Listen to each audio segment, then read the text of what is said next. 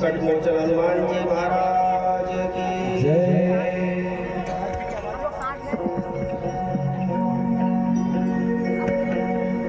गुरुर्ब्रह्मा गुरुर्विष्णु गुरुर्देवो महेश्वरः गुरुर्साक्षात् परब्रह्मः तस्मै श्री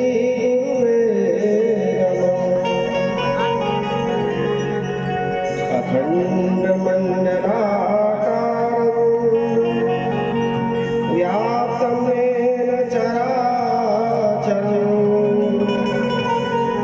तत्पदं दर्शितं तस्मै श्रीगुरुवे नमः।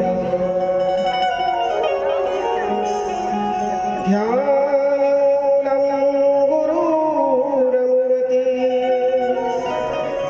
पूजामूलं गुरुपदं मन्त्रमूलं गुरुर्वाक्यं मोक्षमूलं श्रीगुरुकृपा। वर्णानामर्थसङ्घानां रसानां छन्दसामपि मङ्गलानां च कर्तारो वन्दे वाणी विनायकः। भवानी शङ्करो वन्दे श्रद्धा विश्वासरूपिणो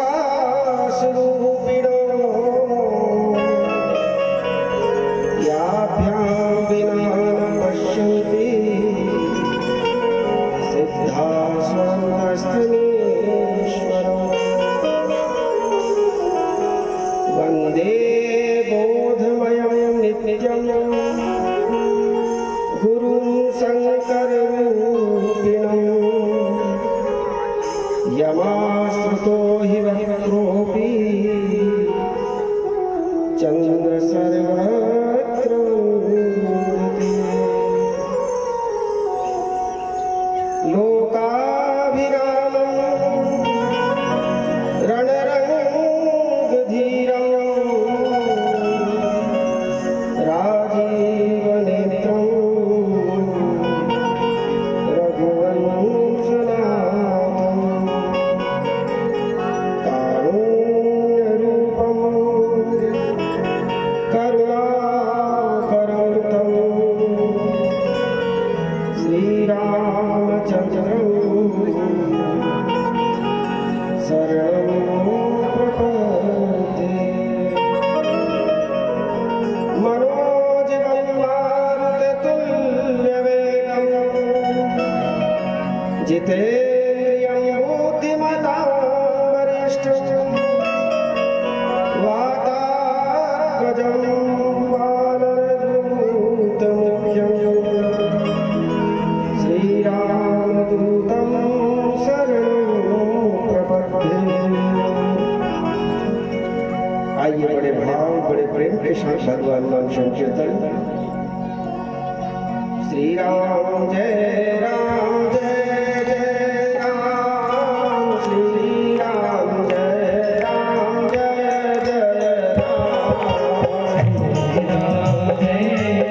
राम। श्री राम जय श्री राम जय जय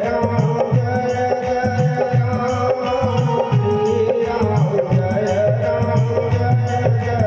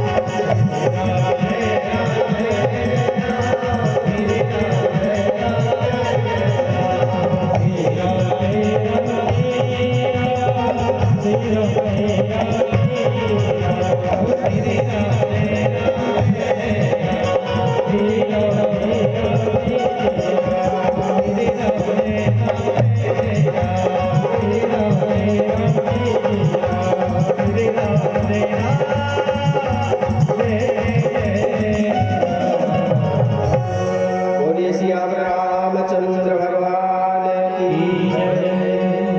श्री संकट मोचन हनुमान जी महाराज की जय। थोड़ा तेज बोलो। बोलिए संकट मोचन हनुमान जी महाराज की लगे हुए तो सही कि सुनने आए हो सब लोग। अनंत कोटि ब्रह्मांड नायक परम पिता परमेश्वर भगवान श्री सीताराम जी के चरणों में, अनंत बलवंत श्री हनुमान जी महाराज के चरणों में, उमापति महादेव जी के चरणों में साष्टांग दंडवत प्रणीत करते हुए परमहंस श्री सद्गुरुदेव भगवान को नमन करते हुए मंच पे विराजित हरिद्वार से आए श्री विश्वम्बर दास जी महाराज को प्रणाम करते हुए इस कथा को सुंदर प्रस्तुति देने वाले हमारे संगीत कलाकार साथियों एवं इस कथा का आयोजन कराने वाले, वैसे तो भगवान ही कराते हैं और भगवान ही करते हैं, पर फिर भी उन्होंने जिनको निमित्त बनाया है ऐसे श्री संकट मोचन हनुमान मंदिर समिति के सभी सदस्यगण, क्योंकि इस कथा में भगवान की तो प्रेरणा ही है, और समिति के लोगों को जब भगवान प्रेरणा देकर इस प्रकार का आयोजन करवाते हैं तो उनका इसमें श्रम भी बहुत लगता है और धन भी बहुत लगता है, क्योंकि बिगड़ और श्रम और धन और मन, पहले मन होता है तभी तन लगेगा और तन के बाद फिर धन लगता है, और जब ये तीनों लग जाते हैं तो फिर इसमें श्रम भी लगता है। तो उन लोगों को बहुत बहुत साधुवाद, धन्यवाद जिन्होंने ये आयोजन रखा और इस कथा को सुनने आए सभी भक्तजन एवं श्रद्धामयी माताएं, सभी को सादर जय श्री सीताराम करते हुए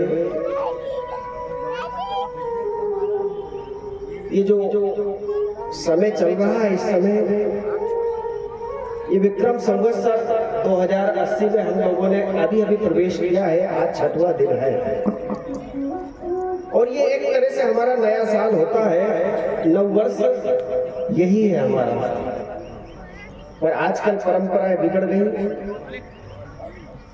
और परंपरा क्या, शासन की मान्यता और पूरे शासकीय कार्यक्रम भी जो चलने लगे वो अंग्रेजी नववर्ष के हिसाब से चल रहे हैं। और देखिए हमारा जो हिंदी नववर्ष है, जो विक्रम संवत्सर नववर्ष है, या जो सनातन में जब नया साल आता है उस वक्त प्रकृति में भी बदलाव होता है। आप कहेंगे कैसे?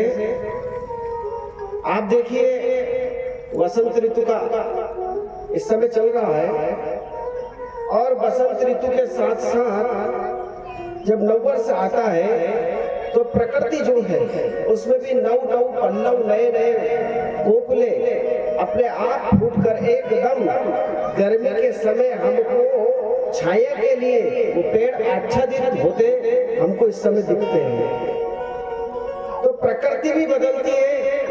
प्रकृति के साथ अगर किसानों की बात की जाए तो नई फसल भी आती है, विद्यार्थियों की बात की जाए तो नई क्लास में भी प्रवेश करते हैं, पुरानी क्लास को पास कर लेते हैं।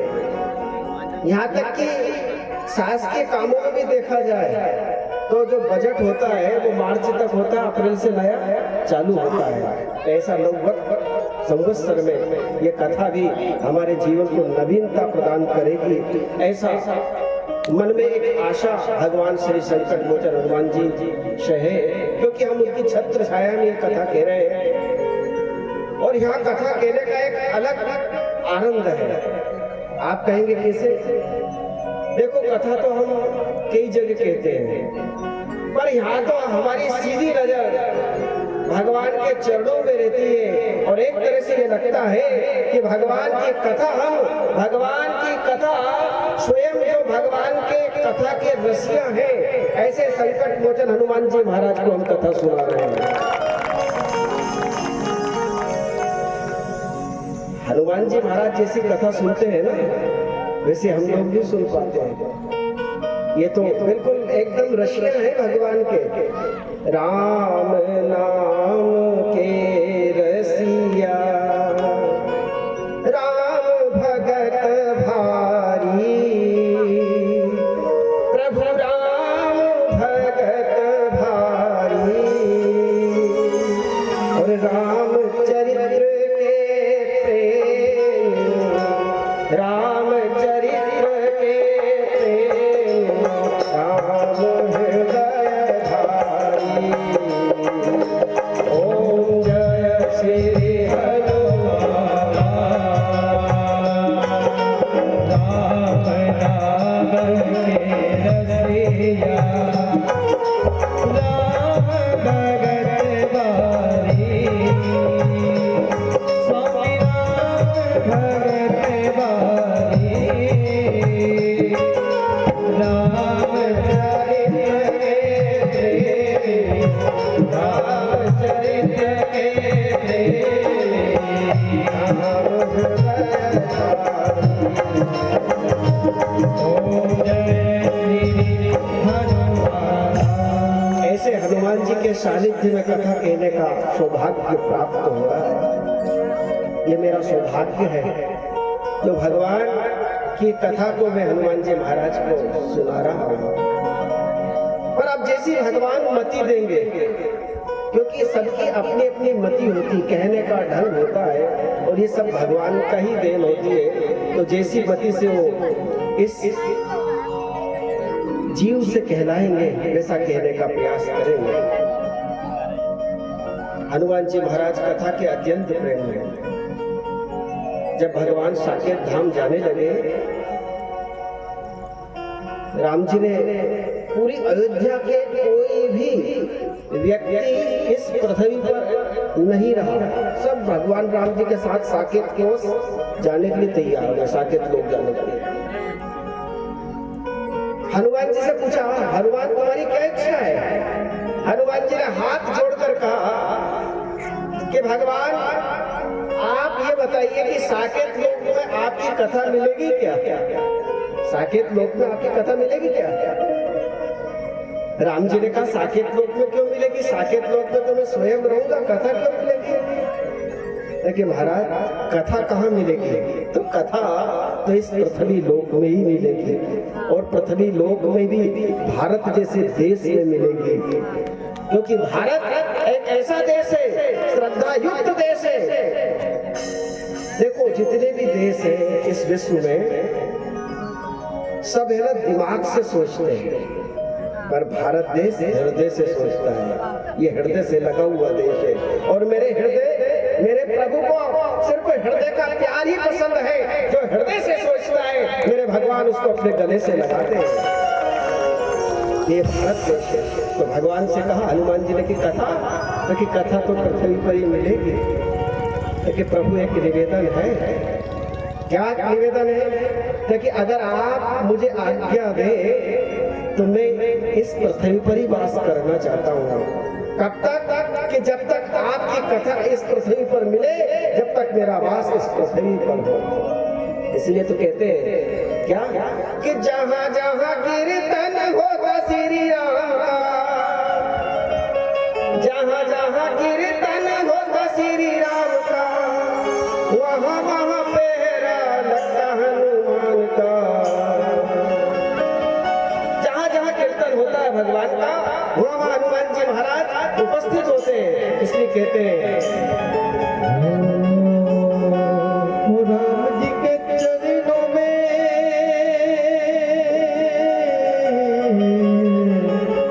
राम जी के चरणों में निकट ठिकाना, छम छम छम छम नच देखे हनुमान, छम छम नच नाचे देखो वीर हनुमाना, छम छम नाचे देखो वीर हनुमाना। राम राम सिया राम, सभी लोग गाइए। सिया राम, राम सिया राम, राम सिया राम।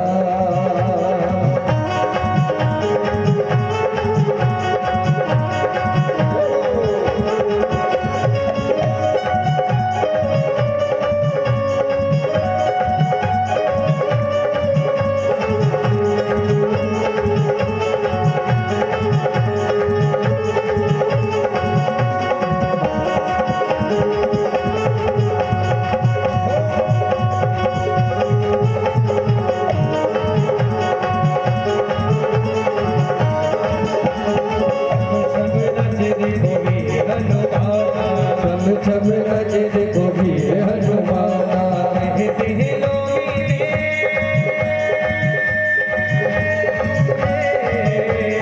कहते हैं लोग राम का दीवाना। छम छम नाचे देखो वीर हनुमाना, छम नाचे देखो वीर हनुमाना।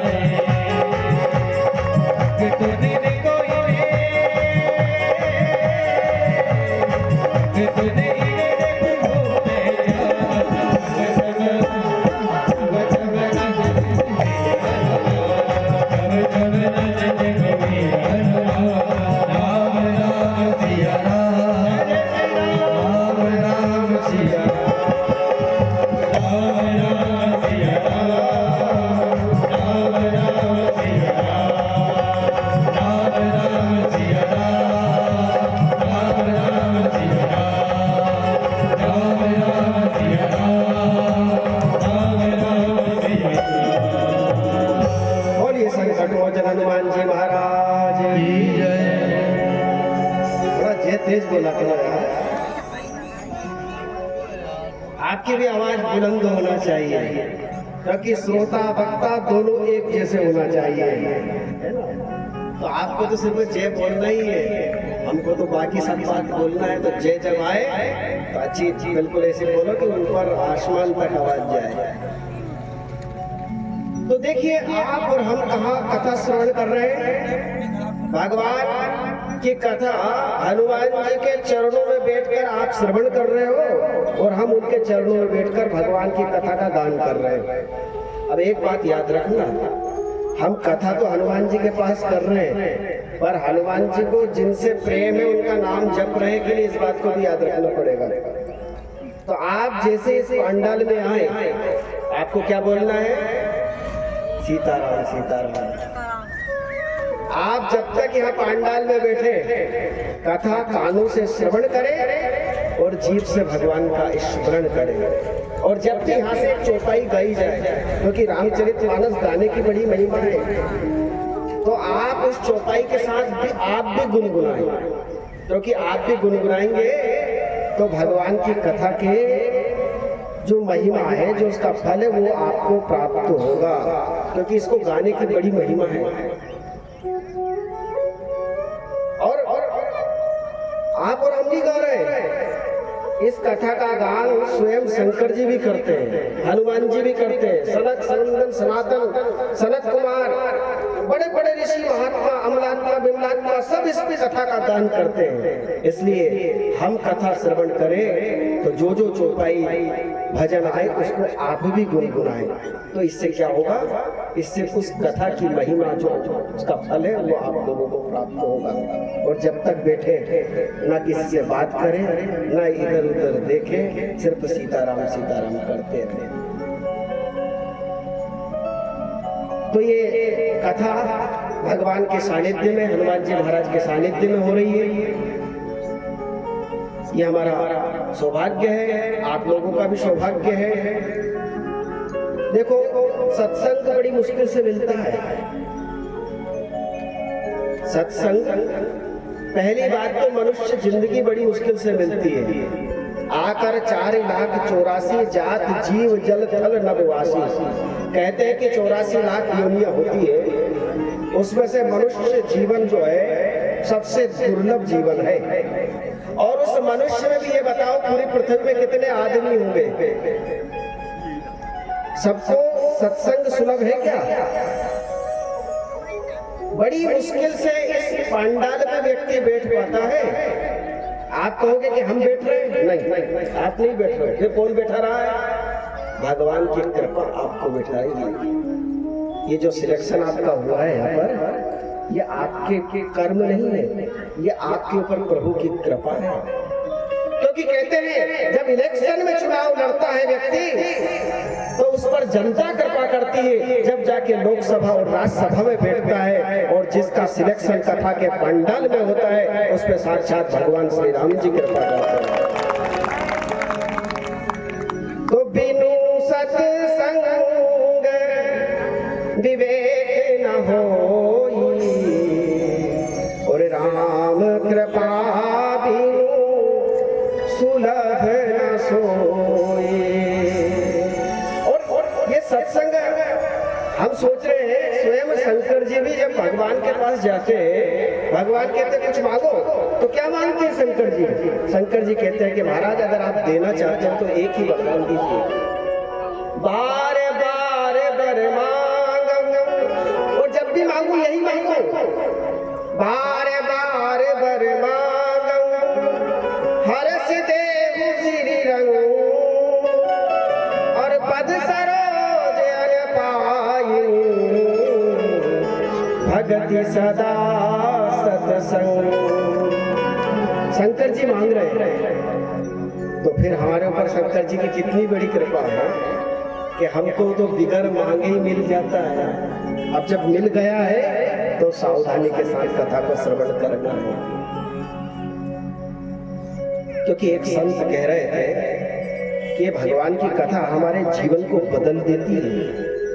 ये कोई साधारण कथा नहीं है, ये बदल देती है, ये हमारे जीवन को बदल देती है। 9 दिन की कथा है, जो 9 दिन आकर बैठकर पूरी कथा श्रवण करता है, कहते हैं कि जो 9 दिन श्रवण करता है उसका जीवन नव जीवन हो जाता है।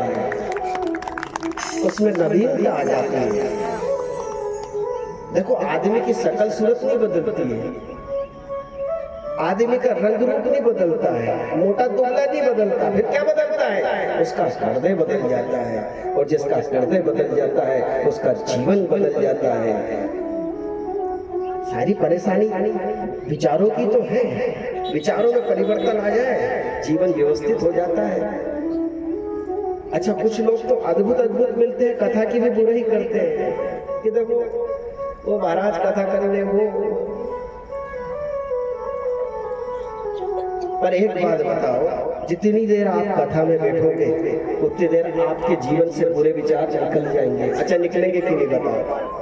आप 3 घंटे जब तक बैठोगे, जब तक ना झूठ के बारे में सोचोगे, ना किसी के बुराई के बारे में सोचोगे, ना कोई दुश्मन जिससे आपकी दुश्मनी है उसके बारे में सोचोगे, जब भी आप सोचोगे, जब तक बैठोगे जब तक भगवान के बारे में सोचोगे, इसके अलावा कहीं नहीं सोचोगे। तो फायदा है कि नुकसान है? बताओ।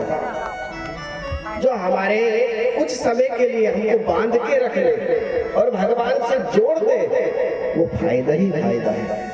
तो ये कथा ऐसी है जो हमको लाभ ही लाभ प्रदान करती है। बहुत महिमा है। आप राम रक्षा स्तोत्र पढ़ते होंगे, एक श्लोक लिखा है राम जी के चरित्र के बारे में। चरितम रघुनाथस्य कोटि विस्तरम एक एक मंचरम पुंसाम महापातक नाशनम। भगवान का जो चरित्र है, ये एक एक चौपाई जो है, एक एक दोहा, एक एक छंद जो है, आपके जीवन के करोड़ों करोड़ों पाप को हटाने की सामर्थ्यता रखते हैं। पर कब? जब आप श्रद्धा के साथ सुनेंगे, प्रेम के साथ सुनेंगे, तब ये आपके जीवन को परिवर्तित कर देते हैं। अच्छा, कुछ लोग कहते हैं कि राम कथा, भागवत कथा, ये सब अलग अलग कथा क्यों? पर एक बात याद रखना, राम कथा की भी महिमा है, भागवत की भी महिमा है, शिव पुराण की भी महिमा है, जितने भी ग्रंथ हैं सबकी अपनी अपनी एक महिमा है। पर फिर भी अगर सब विचार करके किया जाए तो सबसे ज्यादा आनंद राम कथा में ही आता है। अच्छा, आता है कि नहीं? क्यों आता है? क्योंकि राम इस भारत की भूमि को अत्यंत प्रिय है। यहाँ का प्रत्येक व्यक्ति उठता है तो राम बोलकर उठता है, मिलता है तो राम राम कहकर मिलता है, अगर दुख भी आता है तो हे राम बोलता है, और उसके जीवन में बिछड़ता भी है तो हाय राम बोलता है, सुख में रहता है तो आराम बोलता है, और बेईमानी भी करता है तो हराम बोलता है। ये राम से ही टिका हुआ देश है, इसलिए राम कथा प्रिय है। कहते हैं कि रामो रामश्च रामेति कर्णे कर्णे जपत जना। यह कर्ण कर्ण में राम राम प्रिय है, इसलिए राम कथा अत्यंत प्रिय है। दूसरी बात, भागवत जो है वो मरना सिखाती है, मोह से छुड़ाती है। भागवत जो है मरना सिखाती है, गीता जो है कर्म सिखाती है, और राम कथा जीना सिखाती है। और जीवन जिसने जीना आ गया उसका जीवन व्यवस्थित हो जाता है और उसके जीवन में आनंद हो जाता है। इसलिए राम कथा जरूरी है। राम कथा, अच्छा, इस राम कथा का नाम देखिए, रामायण को श्री रामचरितमानस लिखा हुआ है ना? रामचरितमानस, रामचरितमानस। तो आप इनकी 3 अक्षर अलग अलग लिखोगे तो राम सबसे ऊपर, चरित्र बीच में, मानस नीचे। अब आप मानस के मतलब मनुष्य, किसका चरित्र धारण करे? राम जी का चरित्र धारण करे। और जब मनुष्य राम जी का चरित्र धारण करके जीता है तो उसका जीवन अत्यंत अच्छा हो जाता है, क्योंकि राम जी का चरित्र कोई साधारण चरित्र नहीं है। राम जी का चरित्र जब रावण को बताया गया तो रावण ने कहा कि राम कोई साधारण नहीं है। किसी ने कहा रावण तो कभी राम जी की बड़ाई करते ही नहीं, पर रावण ने भी बड़ाई करी है। कहाँ लिखा है? रामायण में लिखा है। कहाँ? कि बेरी राम। अच्छा, राम जी का बेरी कौन था? एक ही था। कौन? रावण। और गोस्वामी जी लिख रहे हैं क्या, बेरी मुराम बड़ाई करही और बोलनी मिलनी विनय वश हरहि। बेरी भी राम जी की बड़ाई करते हैं, क्योंकि राम जी का गुण है और राम जी का चरित्र दिव्य है। ऐसा चरित्र है, रावण उनके चरित्र से प्रभावित है। जब रावण ने कुंभकर्ण को उठाया, कुंभकर्ण उठा, क्यों भैया, क्यों जगाया? ताकि भाई मैं बड़ी विपत्ति में हूँ। क्यों विपत्ति में हूँ? इसलिए विपत्ति में हूँ मैं कि मैंने एक स्त्री का हरण किया और वो राम जी की स्त्री है, अपनी भार्या बनाने के लिए हरण किया मैंने। तो इसमें परेशानी क्या है? कुंभकर्ण ने कहा ताकि मैं भार्या नहीं बना पाया, तो तुम भार्या नहीं बना पाए तो तुम तो माया भी हो, और जाकर माया से राम का रूप धारण कर लो, और जब राम जैसे बन जाओगे, जब सीता के पास चले जाना और उनका हाथ अपने हाथ में मिलाकर उनको अपनी पत्नी के रूप में स्वीकार कर लेना। रावण ने कहा मैं तेरे को जगाने इसलिए नहीं आया हूं, लड़ने के लिए आया। तो कि क्यों? कि ये सब कर चुका हूं मैं। तो फिर तुम्हारे मन की नहीं हुई? लेकिन मन की क्या बात करते हो कि राम का चरित्र ही ऐसा चरित्र है, उसकी विशेषता कुंभकर्ण में तुम्हें क्या कहूं? क्यों? क्योंकि जब मैंने ऐसा विचार किया और विचार करके मैं सीता के पास गया और राम जी का स्वरूप बना दिया, पर एक बात है कुंभकर्ण, जब राम के स्वरूप का मैंने चिंतन किया, क्योंकि जिसका स्वरूप बनाता है उसका चिंतन मुझे करना पड़ता है, और जब मैंने चिंतन राम का किया तो जैसे ही चिंतन करा उसी वक्त मेरे सामने मंदोदरी आई, और मंदोदरी जैसे ही आई तो मंदोदरी में भी मुझे मातृत्व भाव जागृत हो गया। और जिस राम का ध्यान करने से अपनी पत्नी के अंदर भी माता का भाव उपस्थित हो जाए, ऐसा राम कोई साधारण पुरुष नहीं है, ऐसा राम दिव्य है। तो ये राम कथा, राम चरित्र यानी हमारा चरित्र उत्तम हो, ये कथा के माध्यम से हो पाता है। तो ये रामचरितमानस की कथा आज हम आप सब लोगों के बीच में सुनाने का अपनी मति के अनुसार प्रयास करते हैं। आइए रामचरितमानस एक ग्रंथ के बारे में हम विचार करें। देखिए, पहली बात तो हमारे मन में ये आता है कि हमारे जितने भी ग्रंथ हैं वो सारे ग्रंथ किस भाषा में लिखे हुए हैं? किस भाषा में लिखे हुए हैं? संस्कृत। तो गोस्वामी जी को क्या जरूरत थी भाई संस्कृत में लिखना? था विद्वान थे उनको अच्छा संस्कृत में लिखना था ना। हमारे जितने भी वैदिक सनातन ग्रंथ हैं वो सारे ग्रंथ जो है संस्कृत में है। इसको हिंदी में क्यों लिखा? इसको हिंदी में लिखने की क्या आवश्यकता थी? तो गोस्वामी जी से पूछा कि महाराज आपको हिंदी में नहीं संस्कृत में लिखना था। और विद्वानों ने कहा कि देखो संस्कृत सबके लिए सरल है कि आज के मनुष्य के लिए सरल है क्या? बताओ। अच्छा ये बताओ संस्कृत कितने लोग जानते होंगे? अभी अगर हम हाथ उठवाएं तो मुश्किल से एक दो कोई व्यक्ति होगा जो व्याकरण जानता होगा। अच्छा संस्कृत अगर आपको याद नहीं है, व्याकरण नहीं है, तो कन्नड़ और मलयालम भाषा जैसी है, तमिल तेलुगु जैसी है, कुछ सूझनी पड़ेगी। अच्छा पड़ेगी क्या? तो गोस्वामी जी ने कहा कि मैंने जब सब लोगों को विचार किया, वैसे तो शंकर जी की आज्ञा से उन्होंने हिंदी में लिखी, पर देखो महापुरुष अपना अनुभव नहीं बताते हैं। उन्होंने कहा मैंने विचार किया कि जीव जब संस्कृत नहीं पढ़ पाएगा जब होगा क्या? जैसे एक नारियल आप लो, अच्छा नारियल फोड़ने का प्रयास करोगे तो कुछ ही लोग होंगे यहाँ पे जो नारियल फोड़ पाएंगे। अच्छा फोड़ पाएंगे कुछ ही लोग होंगे। अगर ऊपर से हथौड़ी नहीं मारोगे और हाथ से फोड़ने वाले कुछ ही लोग होंगे, कहेंगे यार मेरे को फोड़ने नहीं आता है। तो नारियल फोड़ना नहीं आए तो फिर नारियल खाना नहीं आएगा। भाई नारियल कैसे खा पाओगे जब फोड़ नहीं पाओगे? पर जब फोड़ोगे, जब उसकी गरी निकलेगी, जब ही आप खाओगे। तो एक संत ने कहा कि गोस्वामी जी आपका उपकार है, आपने बड़ी कृपा करी। ये संस्कृत भाषा तो नारियल जैसी है, पर आपने हिंदी में लिखकर नारियल फोड़कर हमको गरी प्रदान कर दी, और वो गरी हम सब लोग आसानी से खा सकते हैं। ऐसा आपने हमारे ऊपर कृपा करी। क्या लिखा कि संस्कृत भाषा नारियल फोड़त में कठिनाई, और गरी फोड़ तुलसी धरी, जो चाहे सो खाए। तो गोस्वामी तुलसीदास जी महाराज ने इसको हिंदी में लिखा, जो हर व्यक्ति के सुलभ हो जाए, सरल हो जाए। अच्छा, आप लोगों ने रामायण कितने लोगों ने पढ़ी है?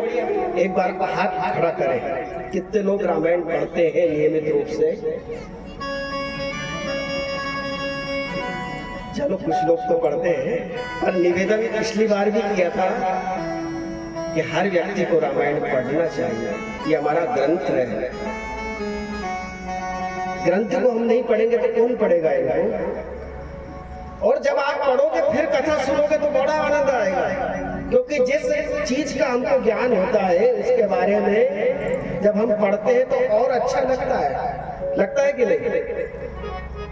तो आपको ग्रंथ पढ़ना चाहिए। ग्रंथ गोस्वामी तुलसीदास जी ने हिंदी में लिखा है, संस्कृत में नहीं लिखा, जो हर व्यक्ति पढ़ सकता है। संस्कृत में लिखते तो एक बात थी कि हर कोई नहीं पढ़ पाता, क्योंकि भाषा की एक प्रॉब्लम है, और जब भाषा की प्रॉब्लम होती है तो बड़ी बड़ी विचित्र स्थिति निर्मित होती है। एक व्यक्ति एक बार कहीं यात्रा में जा रहा था, रास्ते में रुका, एक ग्रामीण चाय बेच रहा था।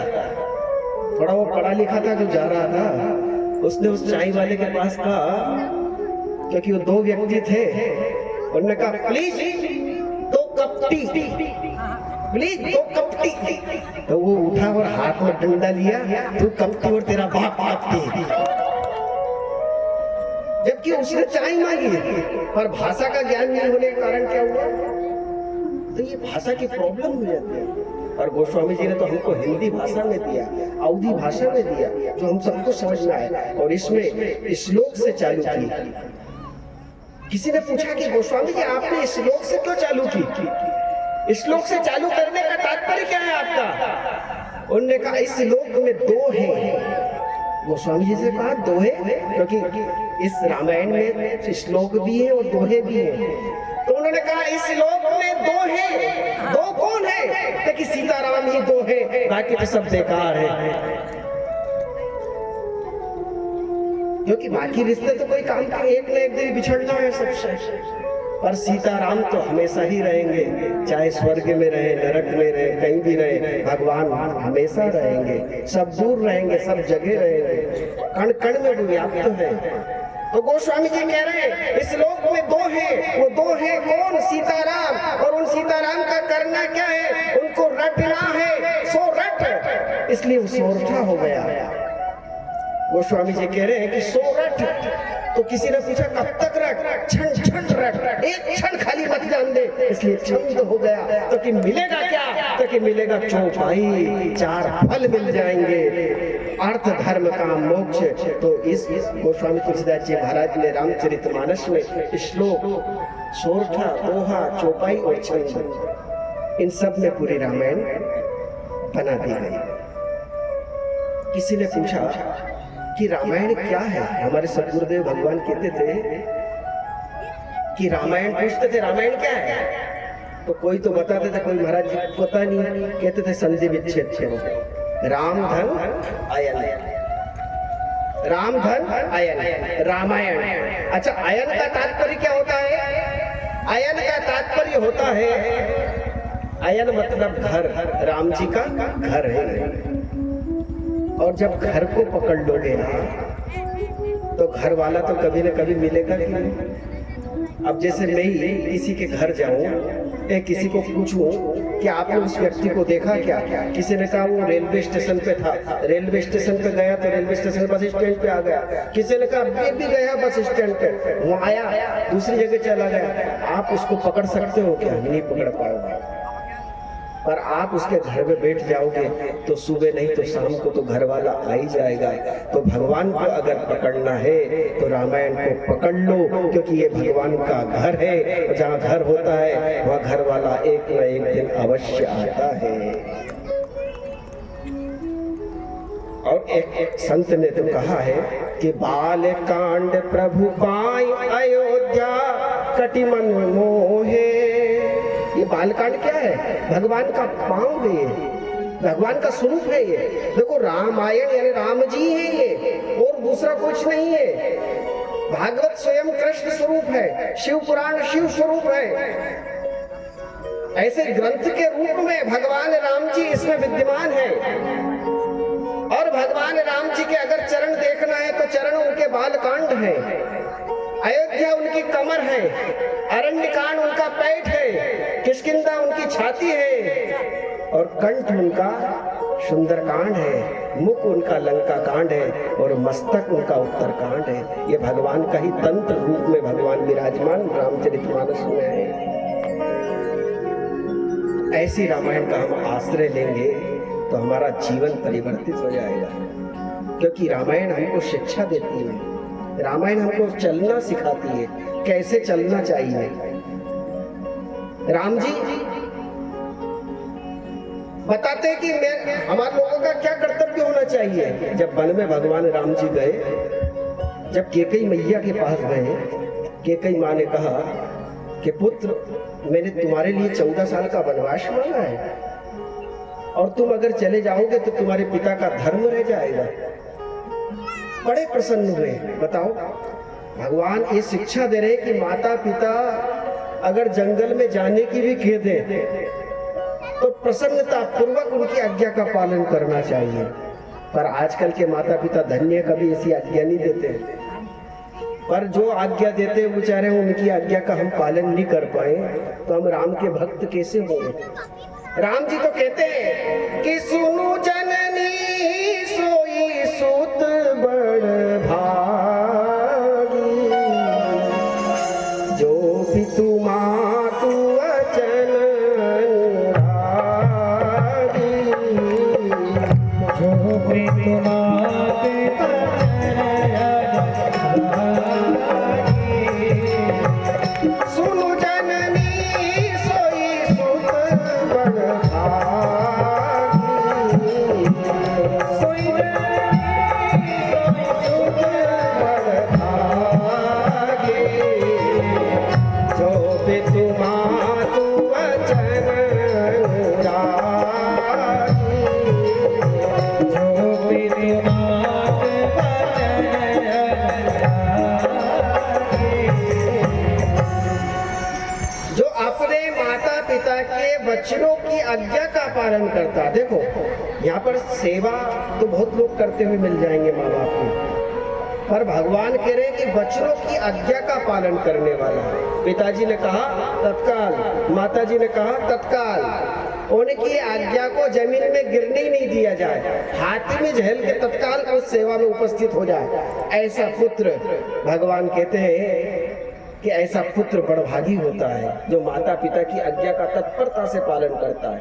तो रामायण सिखाती है कि माता पिता के प्रति हमारा क्या कर्तव्य होना चाहिए। रामायण सिखाती है लक्ष्मण जी भरत जी का क्या प्रेम है। भरत जी महाराज जब वन में जाते हैं भगवान को देखते हैं कि भगवान इस प्रकार से रहते हैं। अयोध्या में आकर सब लोगों ने कहा कि भरत जी आप तो 14 साल राज्य सिंहासन पे नहीं बैठो तो राज्य का सुख सुविधा तो सब लो।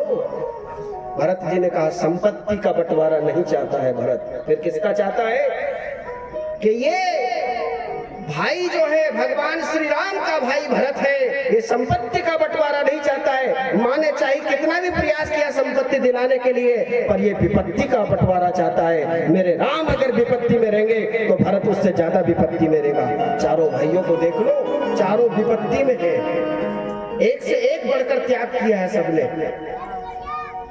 राम जी को वनवास हुआ था पर तीनों भाइयों वन में ही रहे। भरत जी तो नगर में होने के बाद वन में हो गए। अगर राम जी जमीन पे चलते हैं तो 2 फीट गड्ढा खोद के नीचे बैठते हैं। राम जी अगर कंदमूल खाते हैं तो वो उपवास से रहते हैं। ऐसा डीएनए। तो ये कौन सिखाता है कि भाई में प्रेम कैसा होना चाहिए? कौन सिखाता है? रामायण सिखाती है। माता सीता का जीवन देखो,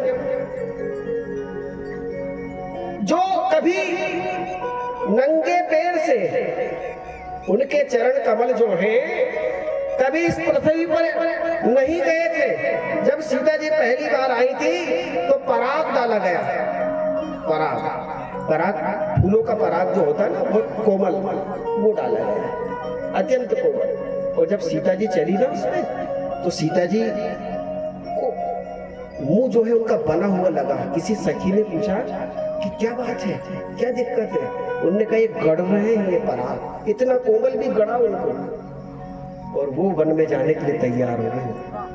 भगवान ने कहा तुमको पराग सहन नहीं कर पाई, ये जंगल में कांटे भाटे कैसे सहन करोगे? उन्होंने कहा आपके चरण देखकर, आपके चरणों की छाया में चलकर ये कांटे भाटे क्या होते हैं। अगर कोई सूल भी चुभोएगा तो वो भी मुझे स्वीकार है, पर पति से बिछुड़ना स्वीकार नहीं है। पति के पीछे ही चलना मेरा धर्म है। ये कौन सिखाता है? रामायण। मित्र में कैसा प्रेम होना चाहिए, ये कौन सिखाता है? रामायण। धर्म क्या है? ये रामायण। इसलिए बिंदु जी महाराज ने एक भजन कहा है, क्या? हमें निज धर्म पर चलना सिखाती रोज रामायण। हमें निज धर्म पे चलना सिखाती रोज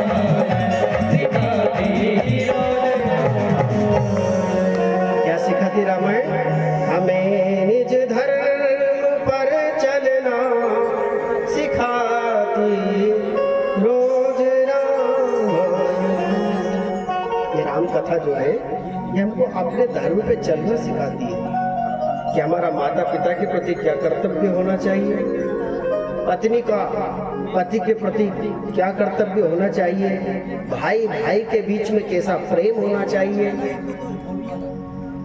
जीवन जीना सिखाती है रामायण। अच्छा, अब ये तो कथा की वही वह बात हुई, ये सिखाती है, मानिए बात, पर इस कथा को सुनने की विधि क्या है? क्योंकि देखो, इस पूरी कथा को हम देखेंगे, राम कथा को, तो इसमें 4 वक्ता है और 4 ही श्रोता है। 4 वक्ता है और 4 वक्ता के अंदर जो गुण है और 4 श्रोता के अंदर जो गुण है वो हमारे अंदर भी होना चाहिए।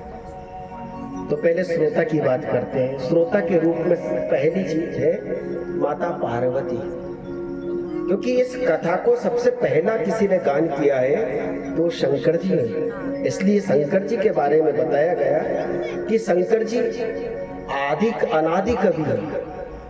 शंकर जी अनादि कवि है और वाल्मीकि जी आदि कवि है।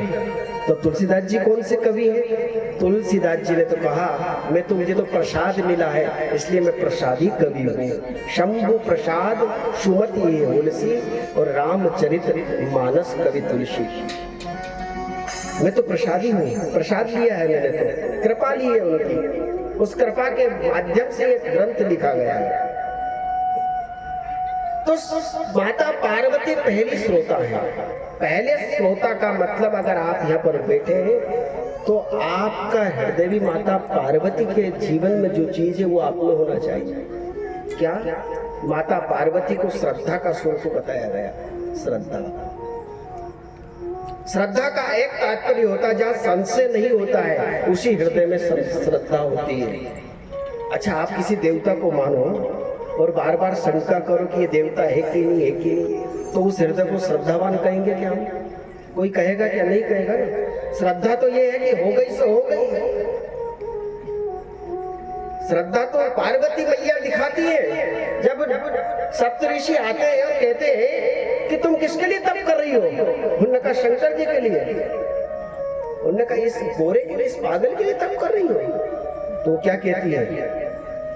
वो कहती है कि महाराज बरऊ शंभु न तू रहो कुंवारी और जन्म कोटि लगी रगर हमारी। आप चाहे कितनी बार कहें, आप कहें कि विष्णु से विवाह कर लो, नहीं, मैंने जिसका वर्ण कर लिया, जिसको मैं मानती हूँ उसी को मानूंगी मैं, वही मेरा पति होगा। अगर आपकी नजर में लगता है कि महादेव में अवगुण है, तो मैं तो कहती हूँ कि महाराज जितने भी दुनिया में अवगुण है सब मेरे महादेव के अंदर है। और आप कहते हो कि विष्णु में गुण है, तो मैं कहती हूँ कि जितनी दुनिया में, जितने संसार में गुण है वो सारे के सारे गुण शंकर जी में है। पर ये तो है हृदय की बात, ये तो है दिल की बात। अब जिससे लग गया वो चाहे अवगुण की खान हो, उसी का होके रहे। ऐसे ही हमारे अंदर श्रद्धा हो, एक अनन्यता हो, एक दृढ़ता हो। तो श्रोता का सबसे पहला गुण होती श्रद्धा, जहाँ संशय रहित हो जाना। जैसे एक ग्रंथ है, ग्रंथ के बारे में जब आपको बताएं तो कोई संशय नहीं रखना। जो भी कुछ गोस्वामी जी ने लिखा है वो व्यवस्थित ही लिखा है और हमारे हित के ही लेके लिखा है। अगर कोई बात समझ में नहीं आ रही है तो हमारी मति वहां तक नहीं पहुंच पा रही है, हमारी मति में मलिनता है, इसलिए हम नहीं समझ पा रहे हैं। ये श्रद्धा होना चाहिए पहला गुण। तो माता पार्वती से हमको लेना चाहिए श्रद्धा। दूसरे वक्ता और श्रोता के रूप में याज्ञवल्क्य जी और भरद्वाज जी। और भरद्वाज जी कैसे हैं? भरद्वाज जी विवेकवान है। विवेक होना चाहिए। जैसे कोई चीज हमने ली तो उसको इसमें हमारा क्या गुण ले हम इसके अंदर से, ऐसा विवेक हो हमारे अंदर। ये सूत्र हम ले सकते हैं कि नहीं, हमारे जीवन में उतार सकते हैं कि नहीं, ये सब विवेक होना चाहिए भरद्वाज जी जैसे। और तीसरे श्रोता के रूप में काकभूषण जी और गरुड़ जी। तो गरुड़ जी कैसे है? गरुड़ महाज्ञानी गुण राशि। हमारे अंदर समझने की भी एक शक्ति होना चाहिए। समझने के मतलब एक मनन करने का एक चिंतन भी होना चाहिए। जो हमने सुना उसको मनन करें। नहीं तो कई लोग सुने और कथा हुई कि कथा कैसी थी, देखिए बहुत अच्छी थी, देखिए कहा क्या बस याद ही नहीं रहा। अच्छा कई लोगों से होता है कि पूछो कथा में क्या सुना, तो क्योंकि हमने कथा सुनी और जब उठे ना तो पूरा झटकार दिया कि ये कथा हमारे घर नहीं चली जाए, ये है ही तक ठीक है, पांडाल में ही ठीक है। नहीं, ऐसा नहीं है। एक मनन हो कथा का घर में जाकर कि हाँ कुछ सूत्र हमारे लिए उपयोगी थे, इन सूत्रों को हमको हमारे जीवन में 1, 2, 3 जितने भी 9 दिन की कथा में एक सूत्र भी अगर आपके साथ पल्ले में बंद कर चला गया तो वास्तव में कथा सुनाना भी सार्थक हो गया और आपका कथा सुनना भी सार्थक हो जाएगा। तो मनन हो। चौथे रूप में तुलसीदास जी अपने मन को ही सुनाते हैं और मन को कहते हैं क्या, जब भी कथा सुनो तो बिल्कुल चाहे कितने भी ज्ञानवान हो, बिल्कुल ऐसे बन जाओ कि कुछ नहीं जानता हो। अगर अपनी बुद्धि लगाओगे, अपना ज्ञान लगाओगे तो कथा समझ नहीं पाओगे।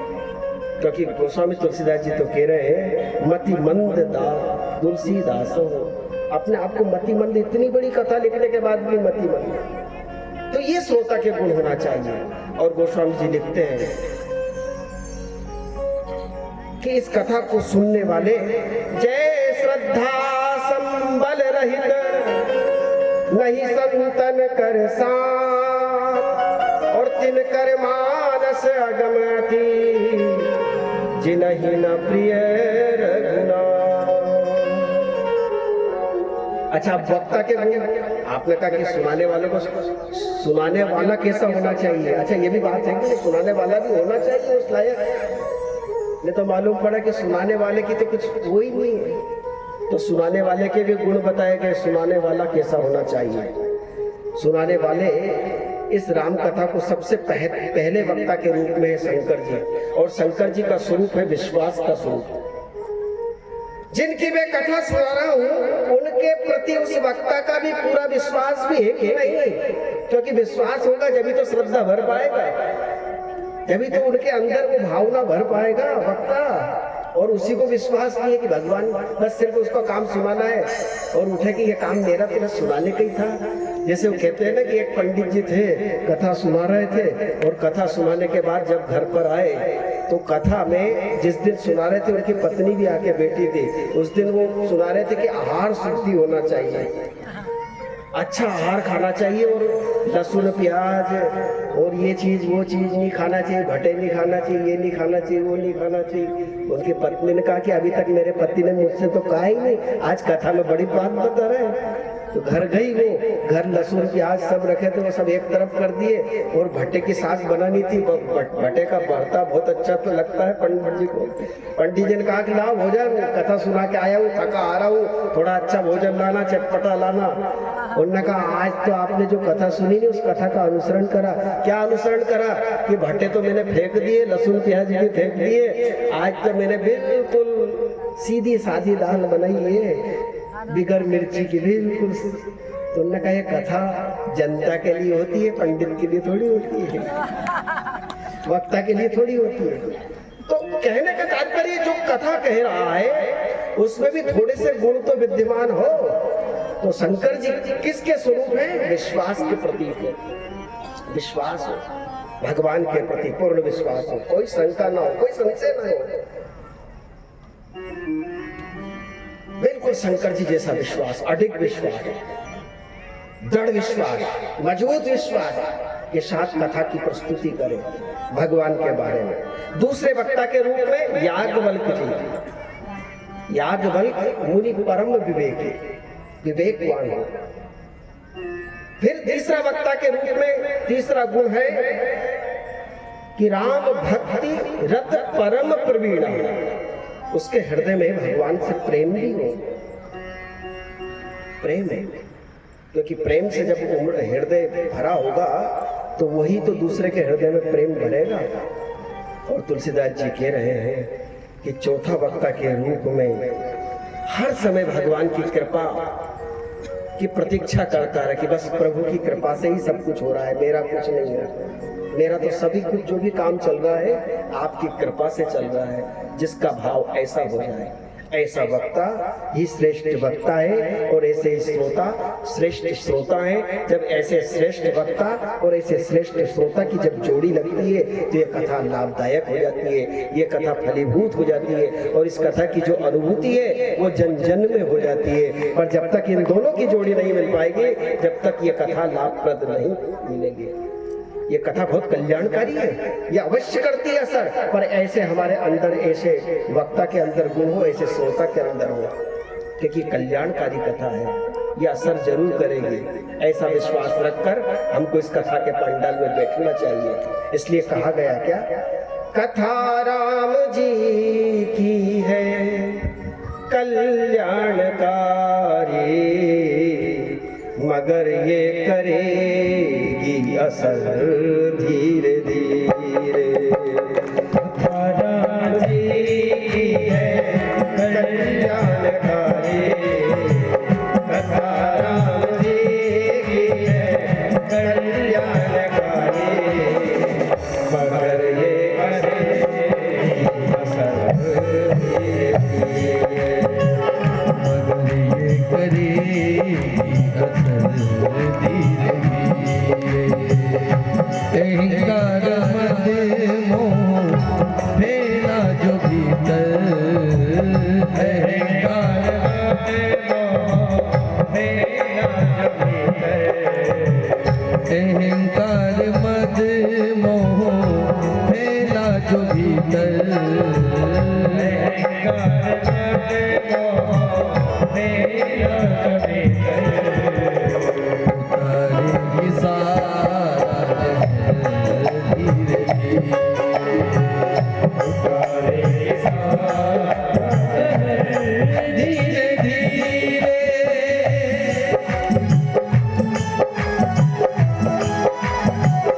ताली बजाते हुए भगवान का स्मरण करते हुए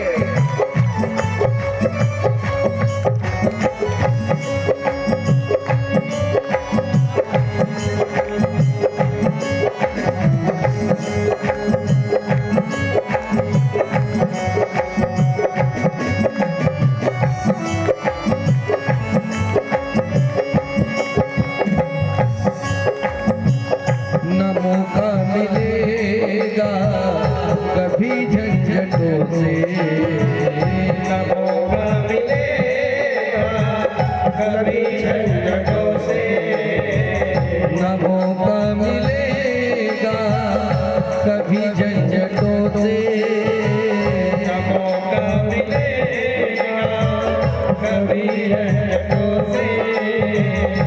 जैसे भी हो कुछ समय तो निकालो, जैसे भी हो कुछ समय तो निकालो, जन्म आदमी का मिले ना मिले फिर, जन्म आदमी का मिले ना मिले फिर, चली जा रही है उम्र धीरे धीरे, चली जा रही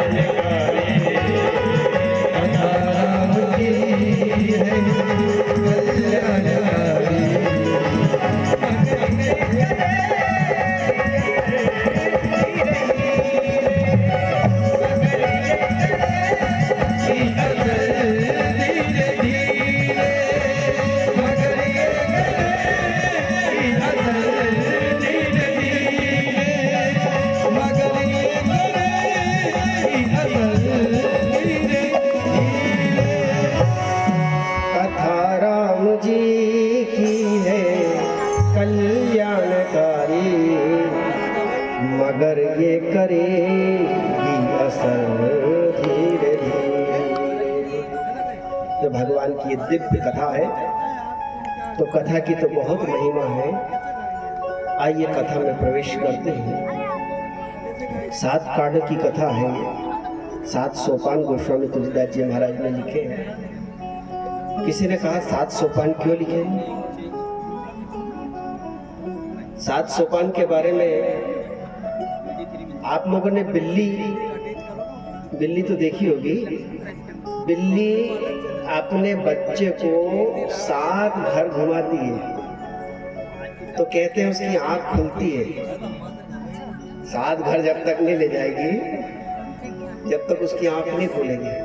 गोस्वामी जी महाराज भी इन 7 कांडों के माध्यम से हमारे ज्ञान की आंख खोलना चाहते हैं। और जब ज्ञान की आंख खोल जाएगी तो भगवान दिख जाएंगे।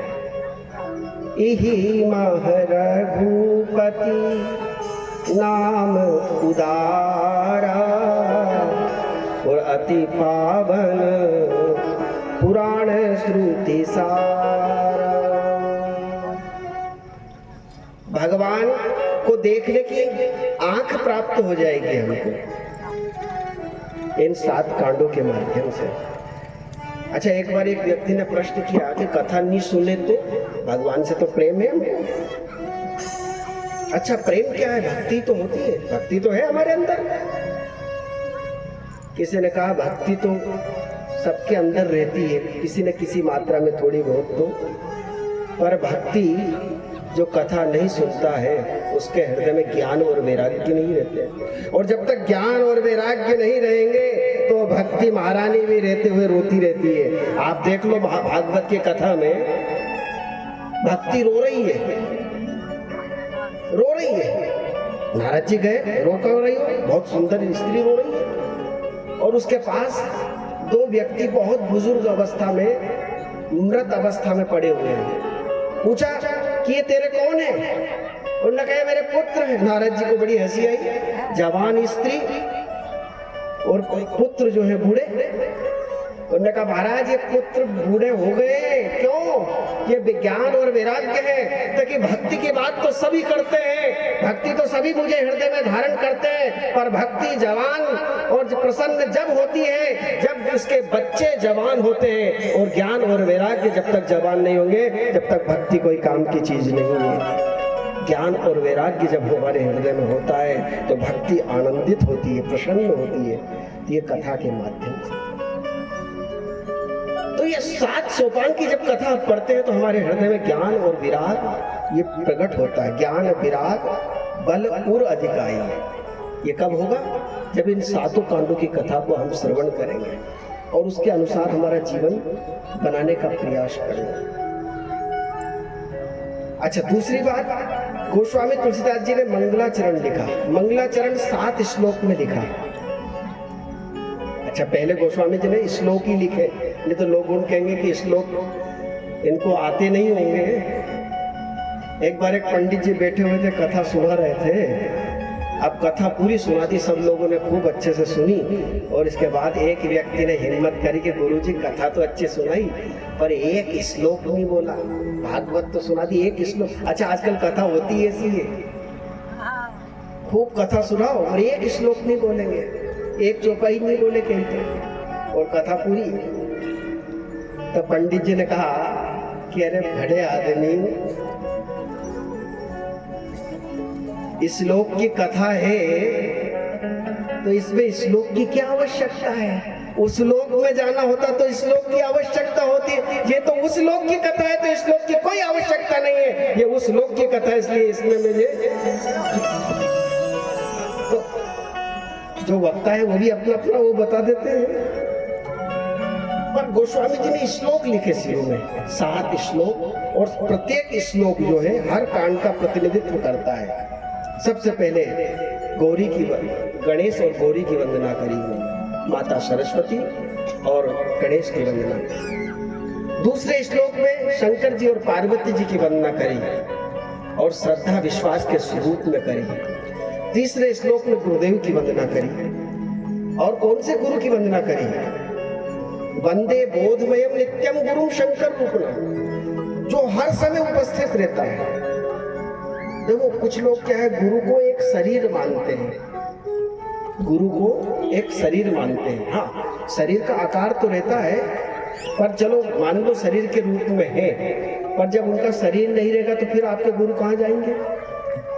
गुरु एक शरीर के रूप में ज्ञान दे सकते हैं, पर उसकी व्यापकता उनके रहते रहते इतनी हो जाना चाहिए कि वो गुरु हमेशा ही विद्यमान हो जाए तत्व के रूप में। आप लोगों ने श्लोक तो खूब सुना, अखंड मंडलाकारम व्याप्तम येन चराचरम। देखो गुरु तत्व है, गुरु को एक रूप में पकड़ा, फिर उसके ज्ञान को हृदय में लाते लाते उस व्यापकता में उसको फैला दिया। तो गुरु हरि में कछु अंतर नहीं।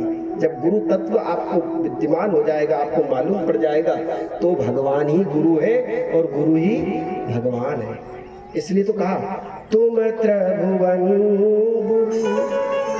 वेद बखाना। शंकर जी को गुरु बता दिया। किसी ने कहा कृष्णम वंदे जगत गुरु, कृष्ण ही जगत गुरु है। पर किसी ने कहा राम जी भी जगत गुरु है, जगत गुरु च शाश्वतम। तो भगवान और गुरु में कोई अंतर नहीं है, गुरु ही राम जी है, राम जी गुरु है। एक हमारे पास एक मार साहब आते हैं, जब हमारे गुरुदेव से सबसे शुरू में मिले वो, जब शिष्य नहीं बने वो, तो गुरुदेव से पूछा, गुरुदेव ने कहा कि हम तुम्हें अपना शिष्य बना लें। बहुत ध्यान से सुनना आप। उन्होंने कहा कि महाराज मैं अपने बिगर पिता के पूछे आपको गुरु नहीं बनाऊंगा। उन्होंने कहा पिताजी से पूछा। पिताजी से पूछ के गए तो पिताजी ने कहा कि पहले गुरुजी से पूछ लो कि गुरुजी आप जब तक मैं रहूंगा जब तक रोगे कि नहीं रोगे? आप जब तक रहना जब तक मेरा शरीर रहे, ये पूछ के आना। शिष्य से कहा। शिष्य ने जब जाके गुरुजी से कहा, बिल्कुल ये हमारे गुरुदेव की घटना है, उनके पास ही एक शिष्य है, उनकी घटना वो सुनाते रहते हैं। तो उन्होंने कहा, गुरुदेव ने पूछा कि पूछा है पिताजी से? तो कि पूछ के तो आ गया। उन्होंने ये कहा कि आप जब तक रहना जब तक मैं रहूं। तो गुरुजी ने कहा तो कि फिर तुम्हारे जाने के बाद मेरी सेवा कौन करेगा? क्योंकि शिष्य का तो कर्तव्य है सेवा करना। अब जब गुरु से तुम ज्ञान चाहते हो, गुरु का छत्र छाया चाहते हो, तो तुम्हें भी उपस्थित रहना चाहिए और दोनों साथ साथ चलना चाहिए। ताकि इस बात को मैं पिताजी से पूछूंगा। उन्होंने कहा भले आदमी, तेरे पिता तो ये कहेंगे ताकि महाराज आप तो समर्थ हैं, मैं तो शिष्य हूं, मैं असमर्थ हूं, फिर तुम क्या कहोगे? तो शिष्य ने कहा कि गुरुदेव मैं क्या बताऊं, मैं इतनी बोध भी नहीं है। गुरु जी ने कहा कि बेटा जैसा जिसका भाव रहता है, गुरु तत्व उसके हृदय में वैसा ही वास करता है। अगर गुरु के नहीं रहने के बाद भी उसका हृदय में गुरु से उतना ही प्रेम है, तो समय समय पे गुरु तत्व उसको बोध करवाता रहेगा। और इसी बात को गोस्वामी जी कह रहे हैं, वंदे बोधमयम नित्यम गुरु। गुरु शरीर से नहीं, वो शरीर से तो दिया मंत्र है, उनको मान भी रहे, पर वो गुरु तत्व हमेशा विद्यमान है। इसलिए अखंड मंडलाकारम व्याप्तम, वो व्याप्त है। इसलिए कहा गया हरि गुरु में कछु अंतर नाहीं, और गुरु स्वरूप हरि जग प्रगटाहीं। है सद्गुरु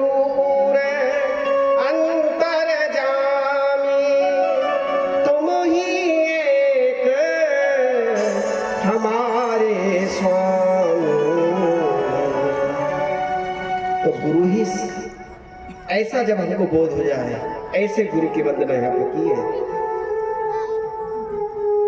फिर गुरु की वंदना के बाद गोस्वामी तुलसीदास जी ने हनुमान जी की वंदना और वाल्मीकि जी की वंदना करी। क्यों? क्योंकि सबसे ज्यादा राम जी के कथा को तत्परता से कहने वाले और सुनने वाले अगर कोई दो हैं तो एक वाल्मीकि जी है और एक हनुमान जी महाराज है। सीताराम गुण ग्राम पुण्यारण्य बिहारिणो, वंदे विशुद्ध विज्ञानो कविश्वर कपीश्वर। इसके बाद माता सीता जी की वंदना। सीता जी की वंदना के बाद राम जी की वंदना और इसके बाद आखिरी श्लोक गोस्वामी जी लिखते हैं, नाना पुराण निगमागम सम्मतम यद रामायण निगदितम कवच दंडतोपि श्वांता सुखाय तुलसी रघुनाथ गाथा भाषा निबंध मति मंजूर मात्र। देखो गोस्वामी जी ने कहा, मैंने ये जो कथा लिखी है, जिन कथा को मेरे हृदय में प्रकाश दिया है, जिन कथा को पुराणों में, आगम में, वेद में, जहां जहां मुझे मिली, उन कथा को मैंने इसमें रामचरितमानस में लिखा है। और कुछ कथा हृदय में प्रकाशित हुई, उसको भी लिख दिया। पर एक बात याद रखना, इस कथा के बारे में संशय मत करना। किसी ने पूछा संशय क्यों नहीं करना? क्योंकि नाना भांति राम अवतारा और रामायण सत कोटि अपारा। हरि अनंत हरि कथा अनंता, कहीं सुनाहु बहु विधि सब संता। भगवान की कथा बहुत दिव्यतम है और बहुत अनंतमय है। एक कथा नहीं। कैसे कि एक बार हनुमान जी महाराज भगवान की कथा श्रवण कर रहे थे। पहले हनुमान जी को रुचि नहीं थी कथा में। एक बार हनुमान जी महाराज चरण दबा रहे थे। चरण दबाते दबाते रघुनाथ जी ने पूछा, हनुमान तुमने कथा सुनी? उन्होंने कहा कथा किसकी महाराज? मेरी। राम जी ने कहा मेरी। तो उन्होंने कहा महाराज पूरी कथा में तो मेरा। अच्छा ये बताओ, अगर आप किसी चरित्र से जुड़े हुए हो, एक पात्र हो, तो आप कहोगे कि मुझे क्या कथा सुना रहे हो तुम? मैं तो सामने था, सब मेरे सामने तो रचा, मुझे काहे की पता? भगवान ने कहा ना सुनना चाहिए फिर भी। अच्छा आपकी आज्ञा तो सुने, आप बताओ किससे सुने? उन्होंने कहा अगर सुनना है तो तुम काकभूषण जी के पास जाओ, वो बहुत अच्छी कथा सुनाते हैं। राम जी की आज्ञा लेकर काकभूषण जी के पास गए हनुमान जी।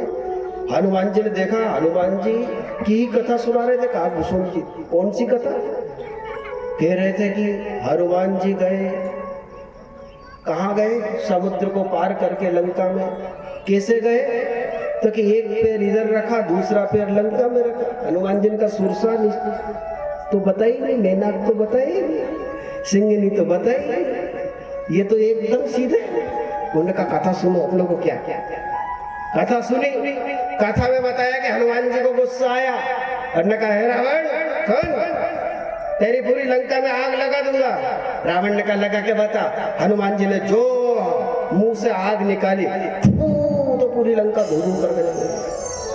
काकभूषण जी से सोचने लगे हनुमान जी के, काकभूषण जी महाराज आप तो कथा सुना रहे हो, कथा में मैं था, मेरा पूंछ में आग लग गई थी, मुंह में थोड़ी।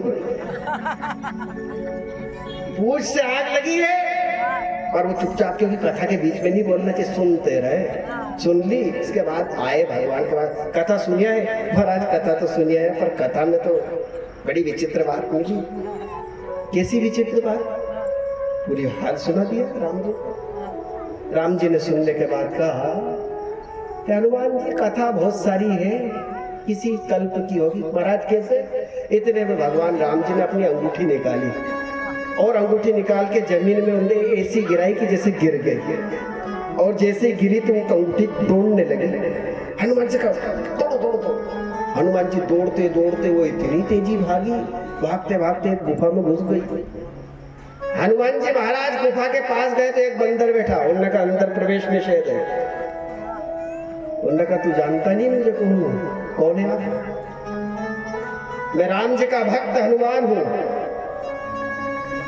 वो बंदर जो बाहर बैठा था बहुत तेज हंसा कि आजकल नकली लोग भी कितने हो गए। उन्होंने कहा नकली? तो कि एक पहले से अंदर बैठे हैं असली, और आज मैं देख रहा हूँ कि एक हनुमान बाहर से कह रहा के तो किसमें पहले से ही बैठे हैं। हाँ तो क्या अच्छा एक काम करे, वो असली वाले जो समझ रहा तो उनके पास जाके कहा कि एक और हनुमान आया है। क्या कहते वो गए अंदर। अब जाकर उस बंदर ने अंदर जो बैठे हनुमान जी से कहा हनुमान जी एक और हनुमान जी बाहर आ गया है। अच्छा डबल रोल होते हैं ना, पिक्चरों में देखे होंगे आपने डबल रोल। उन्होंने कहा एक और रोल चालू हो गया बाहर आपका, कौन है? देखा हनुमान आया। अच्छा अरे वो उसको लेके आओ। लेकिन महाराज क्यों लेके आओ, वो हनुमान ही है क्या? अरे भैया इस कल्प का, इस युग में भगवान राम ने जो अवतार लिया है मेरे ही अंश से वो प्रकट हुआ है, और इस कल्प में भगवान राम जी की सेवा के लिए वो नियुक्त है, वो मेरा ही अंश है, उसको लेके आओ। लेके आए। हनुमान जी ने देखा और बहुत बड़ा बंदर, मेरे से बड़ा, और शरीर के रोम रोम से राम राम निकल रहा है। उन्होंने कहा महाराज आप कौन? उन्होंने कहा कि वत्स तुम मेरे ही अंश से उत्पन्न हुए हो गए हो, और मेरे ही अंश से तुम भगवान राम जी की सेवा कर रहे हो, तुम भी हनुमान हो। तो कि तुम हनुमान कब के हो? हनुमान जी ने हनुमान जी से पूछा कि तुम कब के हनुमान हो? तो हनुमान जी ने कहा जो पहले से ही बैठे हुए थे कि तुम काकभूषण जी की कथा सुनने गए थे ना। तो हाँ गया था। तो वही हनुमान हूँ कि जो इसने एक पैर इधर रखा, दूसरा पैर लंका में रखा, बीच में कोई भी नहीं आया। अच्छा आप वही हो? मैं वही हनुमान हूँ जिसने लंका की ओर देखा और जो मुंह से फूका पूरी लंका धू धू करके चलने लगी। तो आप किस कल्प में अवतार लिया था?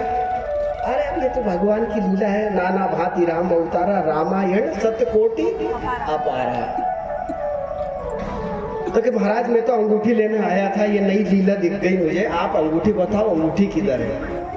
अंगूठी एक कुंड था, उस कुंड में चली गई। उन्होंने कहा इस कुंड में गिरी, निकाल लो।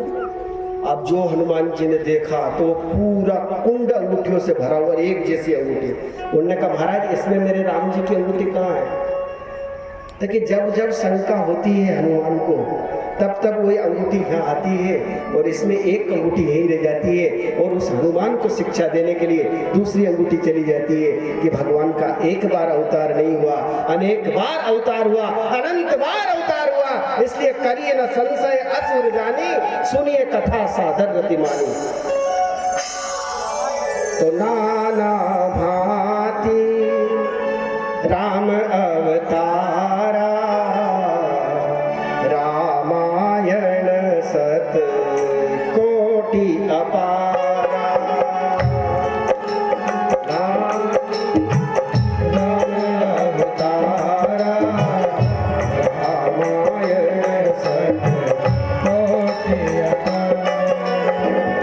हरि अनंत हरि कथा अनंता, हरि अनंत हरि कथा अनंता, हरि अनंत हरि कथा अनंता, हरि अनंत हरि कथा अनंता।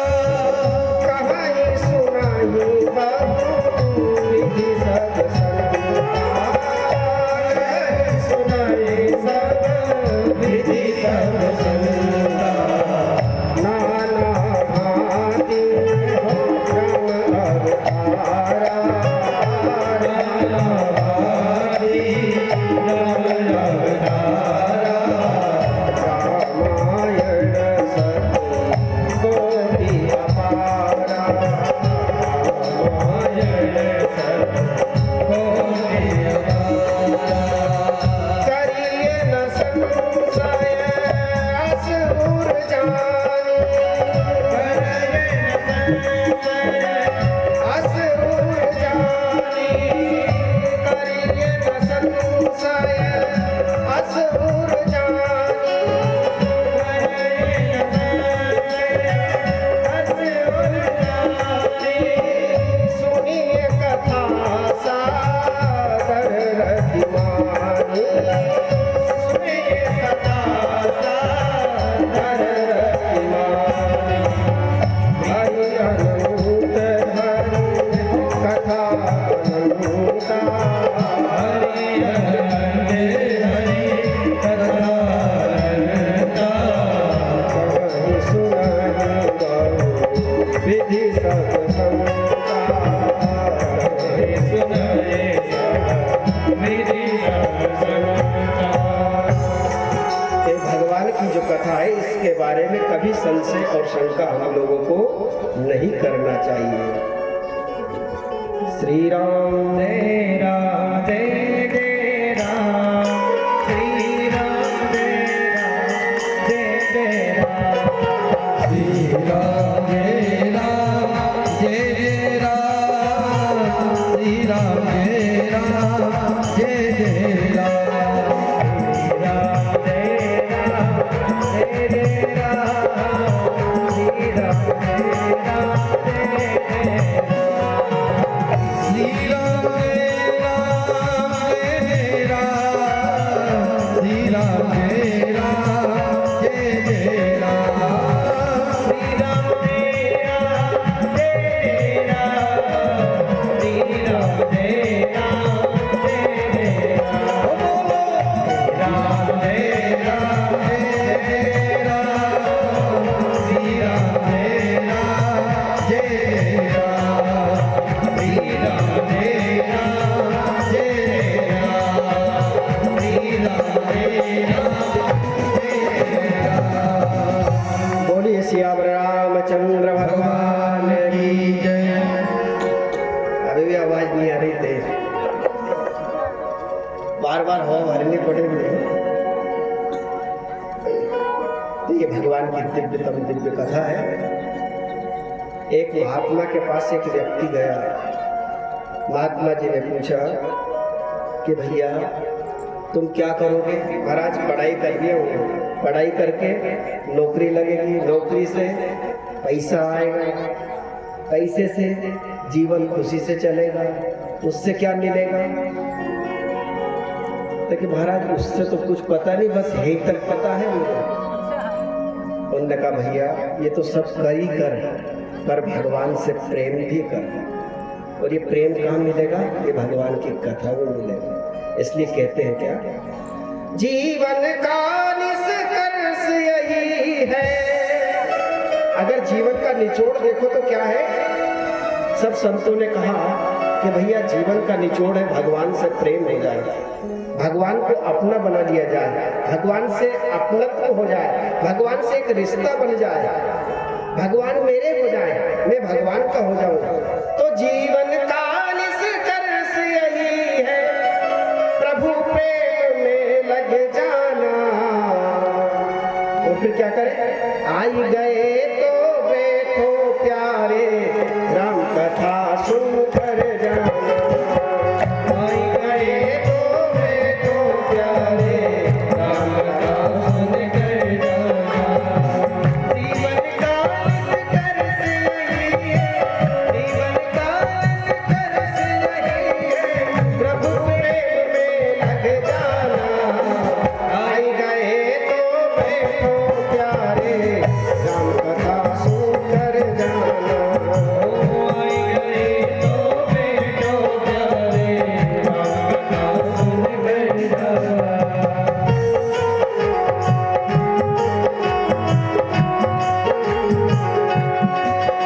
आदि की सेवा करते हुए भाव से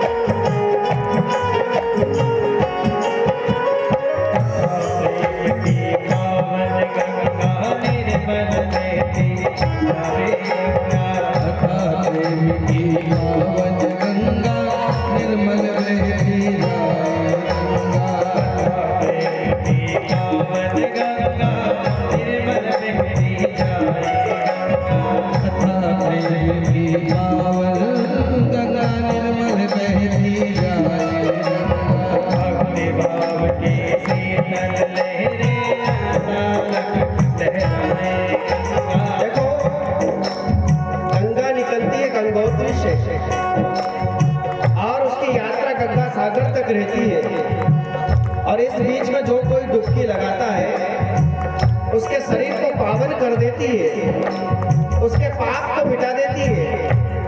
पर ये जो गंगा है, ये जो कथा की गंगा है, ये भी भगवान के शिव जी के मुख से निकली हुई गंगा है। वो गंगा भगवान के जटा से निकली है और ये गंगा भगवान के मुख से निकली है, शंकर जी के। वो गंगा शरीर के पाप को मिटाती है और ये राम की कथा की गंगा हमारे अंदर की मलिनता को मिटा देती है और मलिनता की मिटाने के बाद भगवान की भक्ति को स्थापित कर देती है।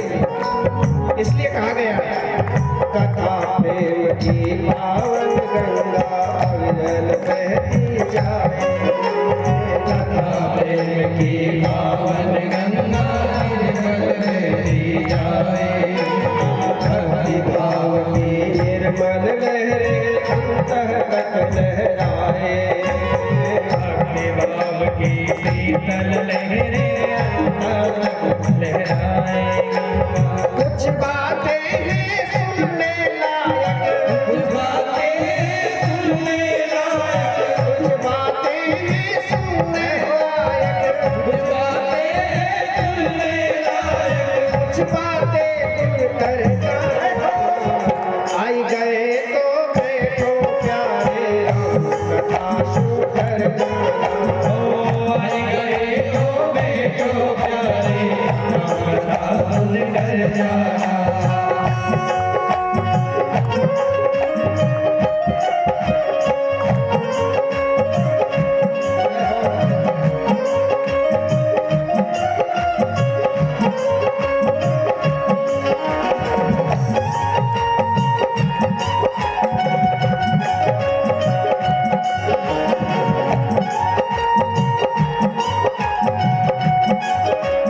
उस गंगा को लाने के लिए भागीरथ ने तपस्या करी और कितने साल तपस्या करने के बाद ब्रह्मा जी ने वरदान दिया और वरदान के फलस्वरूप गंगा जी आने के लिए तैयार तो हुई, पर कहा किसके सिर पे आऊंगी। शंकर जी को मनाया, शंकर जी ने कहा कि मेरी जटा में आ जाओ। गंगा को अभिमान आया, पूरी जटा में खो गई। फिर शंकर जी से प्रार्थना करी, महाराज अब आप निकालो। अपनी जटाओं में से धार निकाली गंगा जी की। पर ये जो गंगा है, ये जो राम की कथा की गंगा है, तुलसीदास जी ने अपने 77 वर्ष इतनी कठिनाइयों से भरकर अपने जीवन को लगाया। आप उनके चरित्र को देखो तो बचपन में ही उनकी मां मर गई। जिस दासी ने पाला उस दासी को भी सांप ने काट लिया। लोगों के मन में तरह तरह की भावना व्यक्त होने लगी कि इस बच्चे को जो पालता है उसी को खा जाता है।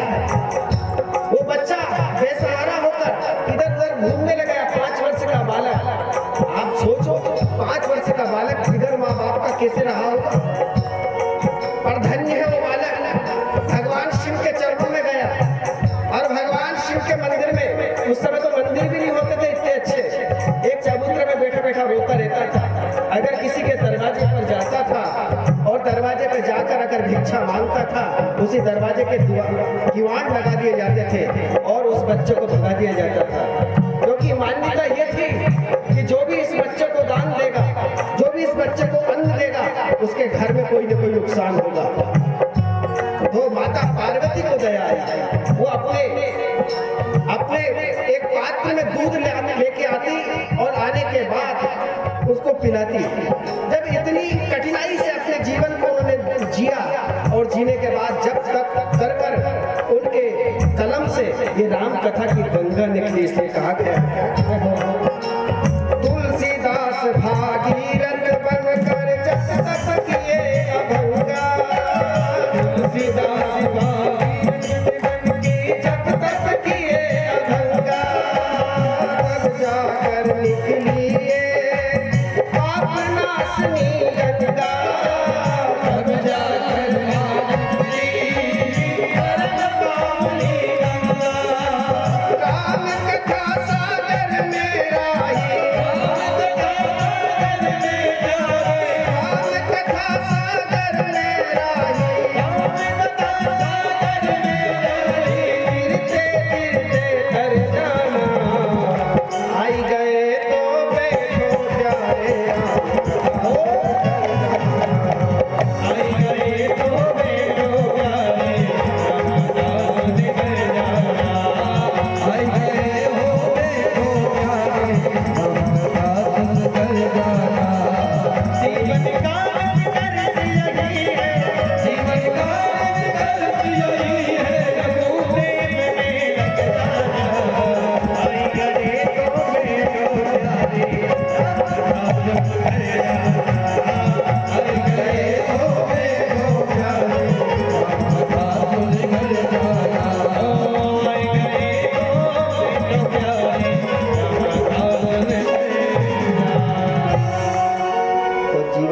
निष्कर्ष क्या है?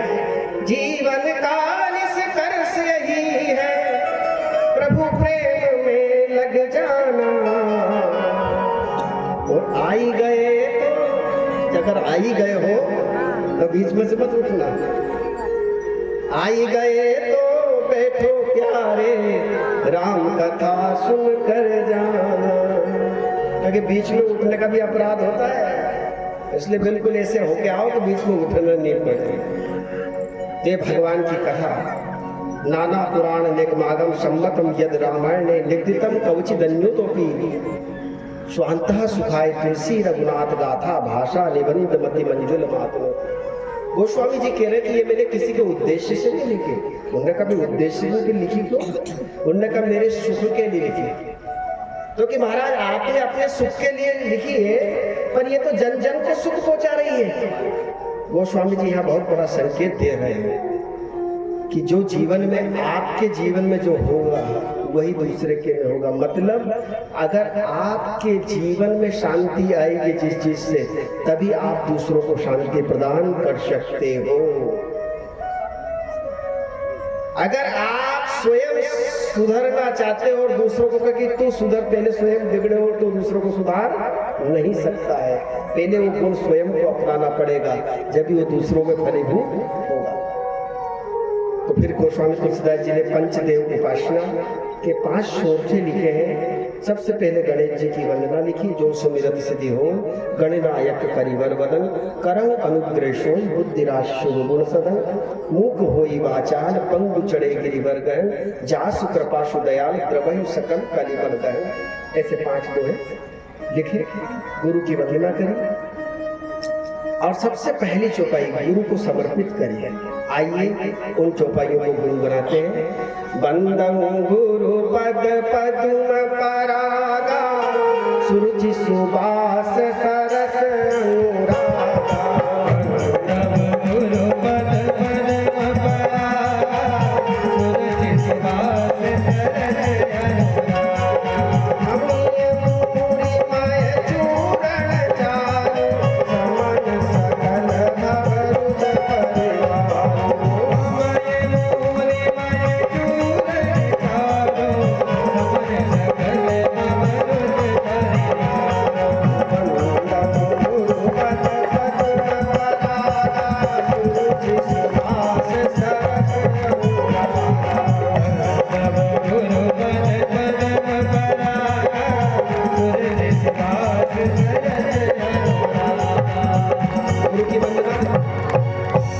गुरु की वंदना के बाद बंदम प्रथम महेश्वर चरणा ब्राह्मण देव की वंदना करी।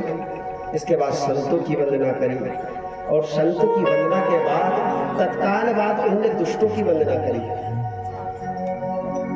देखो संतों के पास जो रहता है उसको सब अच्छा ही अच्छा दिखता है। दुष्टों की भी वंदना करी। दुष्टों की वंदना के बाद 4 जनक जी की वंदना, दशरथ जी की वंदना, कौशल्या के कई की वंदना करते हुए वंदन प्रथम भरत के चरणा, जासु नेम व्रत जाय न वरना। भरत जी की वंदना, लक्ष्मण जी की वंदना, शत्रुघ्न जी की वंदना और हनुमान जी की वंदना। महावीर बिरबौ हनुमाना, राम जासु जस आप बखाना। प्रणव पवन कुमार, खलवन पावक ज्ञानवन, जासु हृदय आदर बसई राम सर चाप। हनुमान जी की वंदना के पश्चात समस्त वानर, भालू, विभीषण, राक्षस में जो भी उनके और जटायु सबकी वंदना करते हुए, सबरी सबकी वंदना करते हुए सीधे हो गए माता जानकी जी की वंदना करी। जनक सुता जग जननी जानकी, अतिशय प्रिय करुणा निधान की। ताके जुगपत कमल मनाओ, जासु कृपा निर्मल मति को। ये जो 2 चौपाइयां हैं ये जीवन में बहुत लाभकारी है, बहुत कल्याणकारी है। अगर आप जैसे कई लोगों को देखता हूं मैं, संशय युक्त होते हैं, ये करें ये नहीं करें, ये करें ये नहीं करें। इस चौपाई को रोज जाप करो, आप रोज इसकी 5 माला का जाप करो। धीरे धीरे आपकी जो 2 वृत्ति है वो सुधर कर 1 वृत्ति में हो जाएगी। जो लोग संशय युक्त होते हैं वो संशय रहित हो जाते हैं इस चौपाई से, इसका रोज जाप करने से।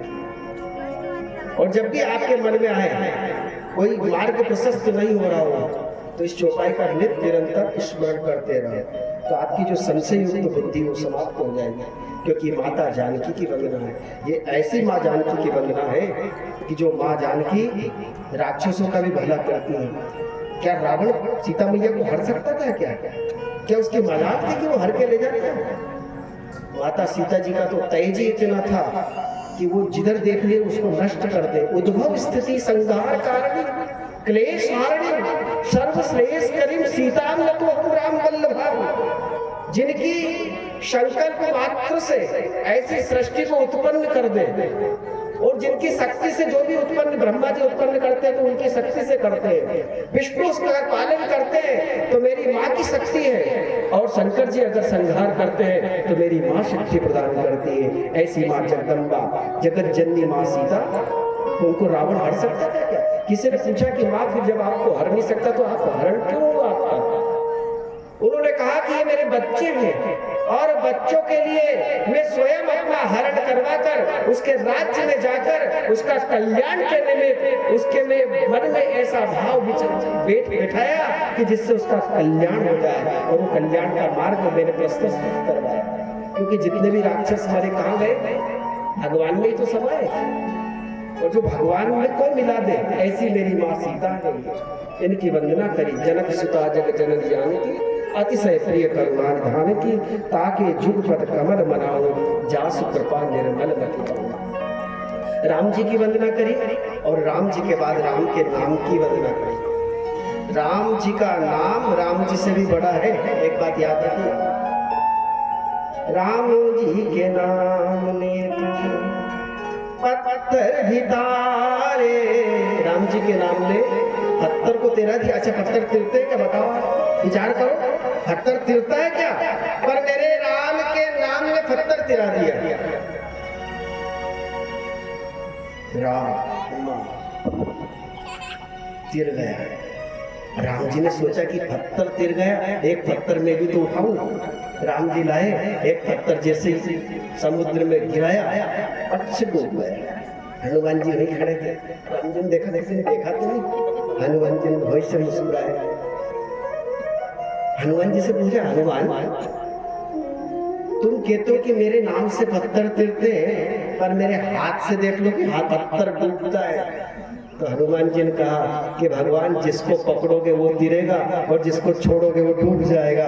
आपने जिस पत्थर को छोड़ दिया डूब गया, और इन पत्थरों को आपने पकड़ लिया आपके नाम से।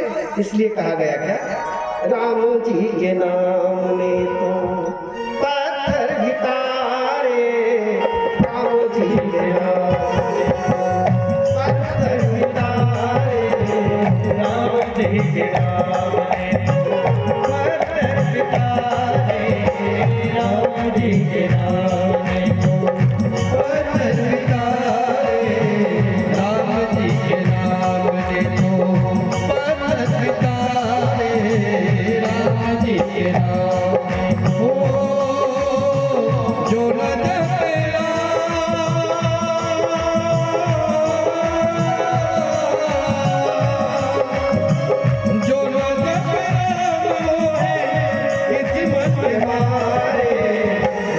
जी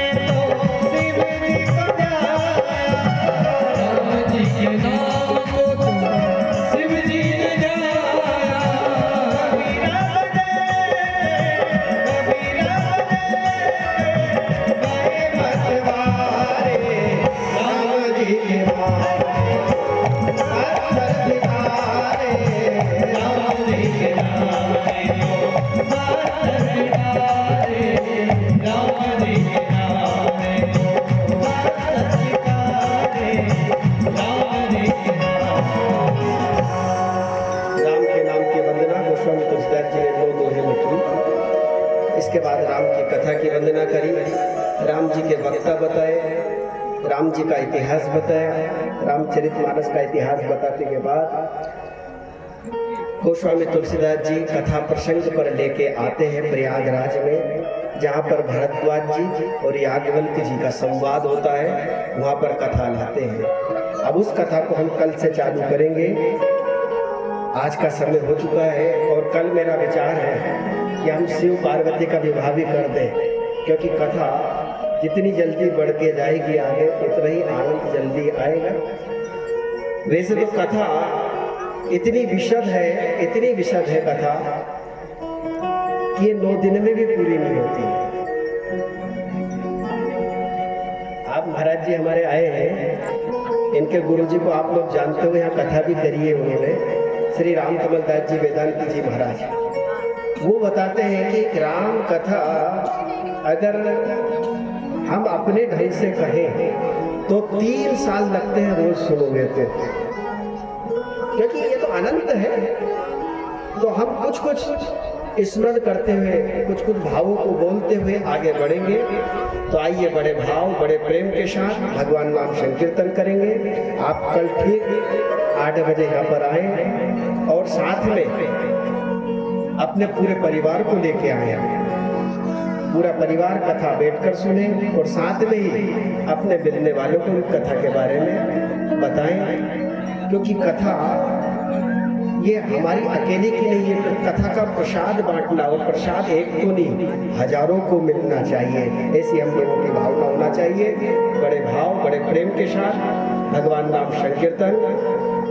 हरे रामा रामा राम सीता